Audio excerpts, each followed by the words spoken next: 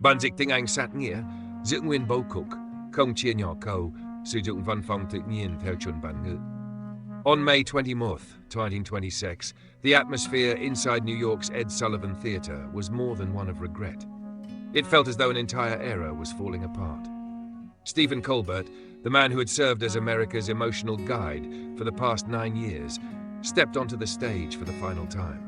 Until then, The Late Show had remained the #1 late-night program in the United States, attracting millions of loyal viewers every night and having just earned the honor of an Emmy Award. Yet, in a decision that stunned the entire media industry, CBS chose to pull the plug. When asked for an explanation, CBS pointed to dry financial reports about cost-cutting measures. But insiders, as well as perceptive viewers, understood that behind those figures lay a very different story. The decision to cancel the program did not stem from any decline in performance. Rather, it followed a shocking statement made by Colbert live on air just 3 days before the announcement was released. It was an extraordinarily high price to pay for daring to speak the truth in the politically volatile climate of 2026. That night, the Ed Sullivan Theatre was no longer merely a television studio. It became a sacred space in the history of broadcasting.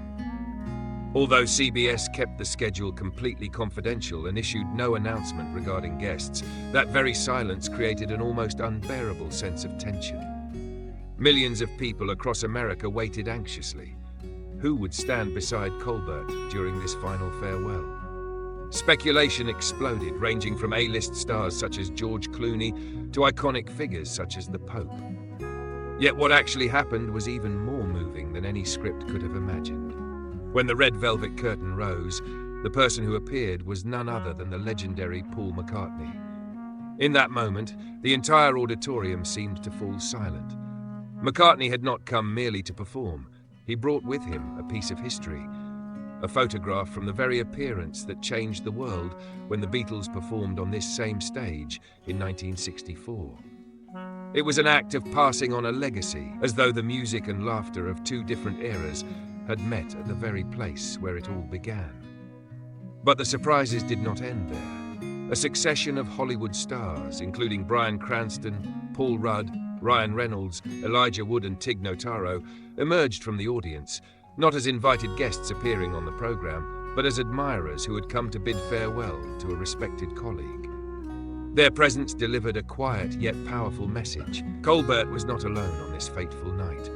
The emotional peak of the evening came when Colbert, together with Paul McCartney, Elvis Costello, Jon Batiste and the band, joined voices to perform Hello, Goodbye. The lyrics now carried a painfully bittersweet meaning, a farewell to everything most familiar and cherished. One small but haunting detail was carefully noted. The program ran exactly 17 minutes longer than scheduled. This was no coincidence, but precisely the same amount of additional time that David Letterman had been granted during his farewell in 2015. Those 17 minutes served as a reminder that Colbert's legacy was equal to that of any predecessor, and that this ending represented a deliberate injustice imposed by those who held power. That night, the stage of the Ed Sullivan Theatre seemed to mourn alongside Colbert. It was the last time the spotlight illuminated his portrait on the stage, the last time applause echoed through the century-old hall. The atmosphere was not merely one of saying goodbye to a television program. It was a farewell to a voice that people had felt safe listening to every evening. Behind the velvet curtain of a career at its height lay a ruthless power struggle. Everything began in July 2025, when Paramount, the parent company of CBS, found itself trapped in a merger deal with Skydance that was considered vital to its future. To secure approval for the merger from Donald Trump's administration, Paramount made a move that many viewed as a form of grease payment, agreeing to settle a lawsuit involving 60 Minutes by paying Donald Trump $16 million. It was a story that much of the mainstream media remained largely silent about, but Stephen Colbert did not. On the evening of July 14th, Colbert broke that silence. Live on national television, with the anger of a man who felt he had nothing left to lose, he openly described the $16 million payment as a hefty bribe. It was a moment when the truth was exposed in its rawest form. Colbert was not merely criticizing a politician, he was criticizing the very executives who paid his salary, exposing the symbiotic relationship between media corporations and political power at the most sensitive possible moment. The reaction from CBS leadership was swift and cold. Exactly 3 days later, on July 17th, a brief and emotionless announcement was issued. The Late Show would be cancelled. This punishment was not aimed at ratings or content quality, because at that moment, Colbert was at the height of his success. This punishment was directed at the integrity of an artist who dared to place professional ethics above corporate interests. Those in power at CBS may have forgotten that, in late-night television, audiences do not come solely for laughter. They come for someone willing to say aloud the things that powerful people would rather keep hidden.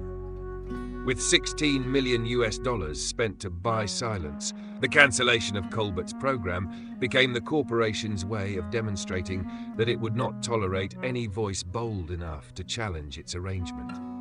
After announcing the cancellation, CBS promoted a carefully crafted narrative that this was purely a financial decision designed to reduce costs. Yet in an industry where performance data is highly transparent, that explanation quickly became a bitter joke. Consider the actual figures. At the moment it was cancelled, The Late Show had remained the highest-rated late-night program for 9 consecutive seasons. In its penultimate week alone, the show still attracted 4.1 million viewers, a remarkable figure, and a valuable asset in an era when traditional television is steadily being replaced by streaming platforms. Even after the cancellation had been announced, industry professionals could not deny Colbert's stature. 2 months later, he was still honored with the prestigious Emmy Award for Outstanding Talk Series. So how could a program at the height of its success, receiving the industry's highest recognition, suddenly be considered such a financial burden that it had to be terminated? This contradiction sparked a wave of criticism from within the industry itself. Jimmy Kimmel, known for his trademark bluntness, publicly dismissed CBS's claim of a $40 million loss as completely meaningless. He argued that the network had deliberately ignored enormous revenue streams from local stations and affiliated broadcasters, sources of income that effectively turned The Late Show into a highly profitable enterprise for CBS. Jon Stewart, Colbert's mentor and close friend, went even further by addressing what he saw as the true issue. He argued that the $40 million figure was not a financial matter at all, but rather the price of fear. According to Stewart, society was witnessing the rise of a disturbing trend known as pre-compliance. Major media institutions were no longer waiting for government censorship. Instead, they were proactively silencing critical voices in order to appease the political forces currently in power. To Stewart, this was not an economic calculation. It was an ideological purge disguised as a financial decision, designed to conceal its true nature from the public.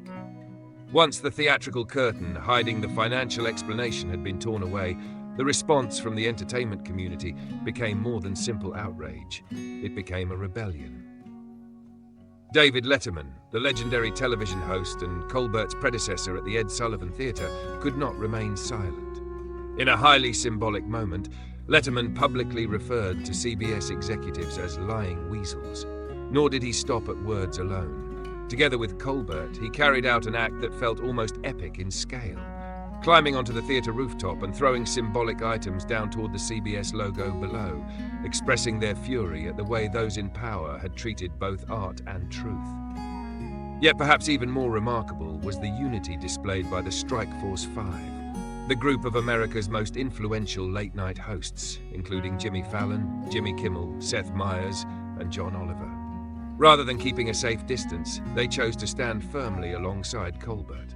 In an unprecedented move in television history, Fallon and Kimmel simultaneously aired reruns on their respective networks on the night of the finale. They declined their work schedules and set aside the interests of the very networks they served, simply so they could personally appear at the Ed Sullivan Theatre. They wanted to be there, sitting among the audience, to witness their colleague complete the final chapter of his journey in the most glorious way possible. This was no longer a competition over ratings. It was a bond of brotherhood among those who held the microphone. The image of major television rivals standing side by side, supporting a man who had paid a heavy price for speaking what he believed to be the truth, became a symbol more powerful than any public statement. They demonstrated that while corporations may own television networks, they can never purchase respect or genuine camaraderie among true artists. After removing one of the most influential voices in America, CBS had no intention of searching for a successor of comparable stature.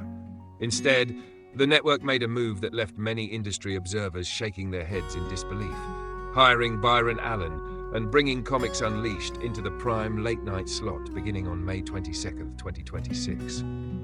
This was not a content-driven decision, but a cold economic calculation. Under the new model, Byron Allen would finance the time slot himself and sell the advertising independently. For CBS, this meant no production costs, no need to maintain a massive staff, and most importantly, no responsibility for the content being broadcast. By effectively leasing out the prestigious time slot to an outside entity, CBS projected annual savings of more than $150 million, a figure sufficient to improve financial reports for shareholders, but one that represented a dramatic decline in artistic quality. The essence of this change was not innovation. Rather, it reflected a troubling trend in television in 2026, extreme cost minimization at all costs.